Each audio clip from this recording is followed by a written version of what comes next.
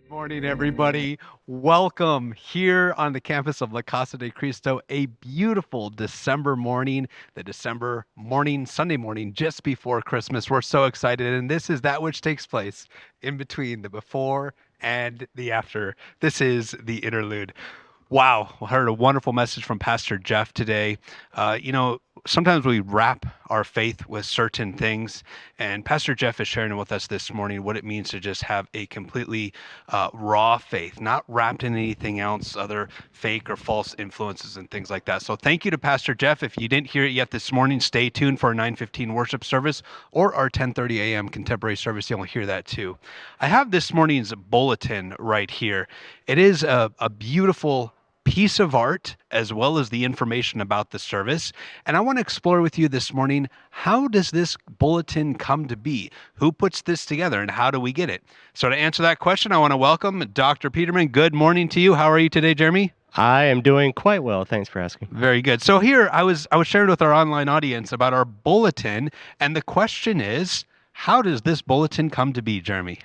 Well, it all begins with Jennifer, who sends me an outline of the hymns, and once all that is agreed upon by the pastors, and well, Jennifer already agreed, but I start putting together the bulletin, which is a job I did not expect when I first came aboard about 8.5 years ago, but it seemed a natural progression. I actually start with the hymns first, and then some of the things are already kind of templated in, like the Nicene Creed, the Lord's Prayer. I still always proofread all those that I've copied and pasted from service to service, just to make sure my cat hasn't stepped on the keyboard or something like that. I've never found a mistake like that before, but you never know. You know, it's so common with all of our publications here at the church, with so many of them, there's always going to be an error of some kind. But it is very difficult to find an error in the bulletin. So you're very gifted with that. Thank you. I work hard to correct things on the front end. Actually, a way of editing myself is I make the bulletin first. It's not printed, but then I also type up all the text that you see on the screen, every single thing, and then Connor puts a little bit of art to it, but he copies and pastes all that. So everything you see on the screen as well is typed up by me. But what I do, I type up the text according to the bulletin, and then if I see a mistake early on, then I correct it in the bulletin. But I did notice a mistake today in the bulletin. No. I know. What you may not know is on the back of the bulletin, some people have commented, if you can catch the bottom portion of the bulletin there, it says acknowledgments. I felt early on, since I'm actually not reproducing any of the hymns, I make from scratch each hymn that you see. All the music I input into a score. We call it engraving. I'm not sitting there with chisel and stone or anything, but it's an archaic form of just saying that you're inputting the notes into the software. But today I noticed on page the communion hymn, if you can hold. Yep.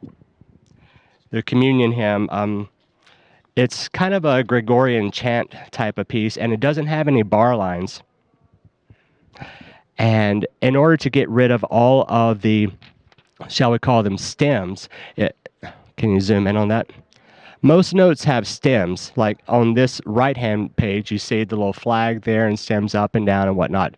Well, in Gregorian chant, you often have just notes that are represented by oval dots, if you will.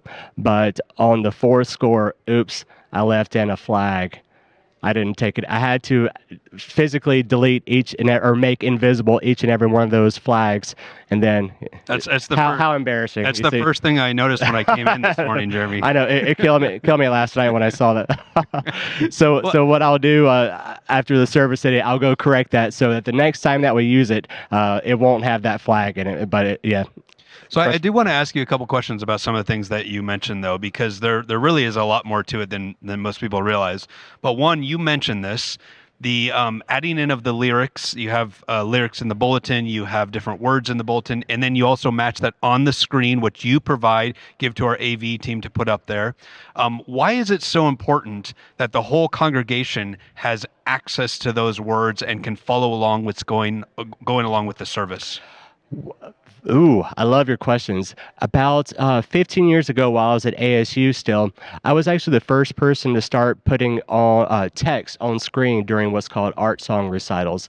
I actually told my teacher, and this is 2006, I said, I'm kind of bored with these recitals. Can I make them a little more up to date? And he said, sure, go for it. So I bought a projector, which back in those days was like $1,200, and I bought a screen. Didn't really need the screen, but that came with it. And then I started projecting lyrics onto the stage, or actually better translations, because if you're majoring in music, you're doing a lot of arts, foreign language songs. So what I would do is project the translations. Otherwise, you're as an audience member, you're trying to read the translations in the dark, which you can't do, or read it beforehand, which you cannot retain that amount of information. So it just made it real time. But what I discovered was that it worked equally well with English. If we're singing in English, sometimes it's hard to understand the words. That's just the way it is when you're singing. So I realized that if we project the English, then we're going to keep the audience 100% engaged. Or, our music is about entertaining, maybe getting rid of your worldly concerns for just a few minutes. So, of course, you can zone out if you want as an audience member, but having the lyrics right there can engage your brain as soon as you're ready to chime back in. And that's what I try to do here at La Casa. We didn't always project the lyrics of our offering or any special music kind of song. We always projected just the hymns. So I don't think we really began doing much until about 2019. I got with our previous Connor, and we started figuring out the best way to put the lyrics up onto the screen. And I had to learn how the person in the tech booth was going to be interpreting my lyrics, and eventually I learned that every single thing that's sung, it needs to just be typed up. No, if they repeat the lyrics, I repeat the text that is given to Connor. So it was a learning curve, but now I think we've got it pretty solidified. But what I like about me typing the words in the bulletin and on screen, there's consistency. All the punctuation is going to be the same. All the capitalizations or lowercase are going to be the same, and it's just going to match a lot. And we so appreciate that. I know I appreciate that. And for me, everything you're talking about right now, this is also very Lutheran. And the word that comes to my mind is the liturgy aspect of it, how the congregation is a part of the worship. So talk about the difference between, we're not just here to come watch a show. We're not here, this is not an organ recital or a choir concert. We're not just watching the music, but we as the whole congregation participate. Even those online, we participate. So from your perspective, what does this liturgy mean to you, where the congregation responds back into the worship?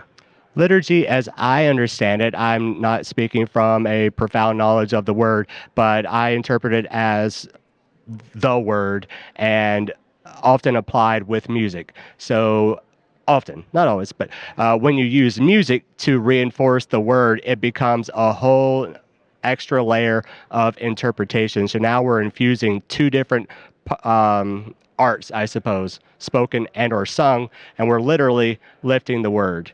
And I love being able to use new liturgy that perhaps Jennifer assigns. Maybe she's found something really fun, and so now I can put it in the bulletin nice and neat instead of like scanning it in. When you scan in music, it's going to get kind of grainy. So that's one of the advantages of what I'm able to do. Yeah, if you look in the bulletin, and even those online, you can access the bulletin. It's available to you online. You can see how clean everything's. The music, the titles, everything is so clean. And thank you for your extra work on that, Jeremy. Really appreciate it. But talk to me about the cover. Every week has a unique cover. Tell us about the process of how you get that. The cover comes about one of two different ways. We subscribe to a number of sites that have pre-published bulletin covers. So this one, I confess, I grabbed from that. Every now and then, if let's say the Bible reading is a little more obscure, or I'm not just finding the perfect image and text that I really want to convey, then maybe I'll just grab an image and then type my own text on it. I'll try and find a pretty font. And yeah, it comes out one of two different ways. The cover is always the last thing I do. Now that I put together the whole package, this has allowed me to put my stamp on it. And it's interesting, when I took over the bulletin biz, the previous bulletin maker, Jackie, she told me that the front cover was her favorite part. And this is about 2 weeks in, and at that time the front cover was my least favorite part. Like, oh, now I'm done with everything, now I have to find a picture too. You got to be kidding. But when she told me her interpretation or her feelings about the bulletin cover, it changed my perspective a little bit. So I thought, Jeremy, why don't you look forward to it instead of not? So that really helped my perspective on that. And how is it with the diversity of worship each week that the bulletin is always the same number of pages? Well, it has to be either the same number or one whole sheet less. One whole sheet. When you're in publisher, now I didn't expect myself to be an expert in publisher software, but it's left and right sides. So since it's folded, if you get rid of 2 pages, you have to get rid of 2 half sheets. You have to get rid of 4 half sheets. So actually, our Christmas Eve service is going to be 1 less page. Jennifer, she cut out 3 hymns. She put in 2 extra solos or musical numbers. I think those hymns had only been 1 verse last year. So that it's going to be a little less. Is it one of your favorite things when everything is set in place in the bulletin and then there's a last minute change? The pastors tell you something or Jennifer throws something. Is that one of your favorite things? That's a big eye roll, right? Yeah. Again, you gotta be kidding. Chris here, he's holding all the bulletins I've ever made. I thought for some reason I need to save these bulletins.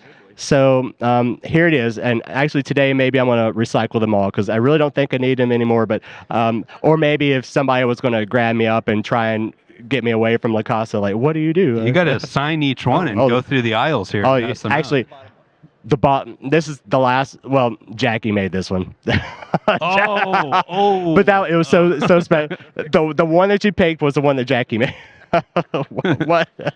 Okay, I made that one. Was this the first one you made then? Right? No, the first one I made was with you. You were preaching on, I think, faces or having 2 sides or not. And it was one with masks. And I was trying to find my way. And it was Lent, so I went kind of black and white until I figured out. I think each color that we do is 5 cents. So whenever we print a page of music, that is 5 cents. It might have gone up in the last 3 years, but I was trying to save the church, like $20. And eventually people said, just use color. It's fine. I think what happened to that bulletin, you made that one, and I looked at it and I said, Jeremy, this is so beautiful. You're doing all the bulletins from now on. Something like that. You really do a great job, Jeremy. And I appreciate, I say this all the time, but how clean, how organized, just a beautiful look to it. It's so easy for the people to follow along. And that's what we were talking about earlier. Worship for all of us. We're all in this. So we want you to follow along, be a part of worship. We're not just watching a show. We're not just watching the leaders do something, but we all worship together. So thank you for what you do to allow all of us to participate in the worship. Thanks. God bless you all. This has been The Interlude.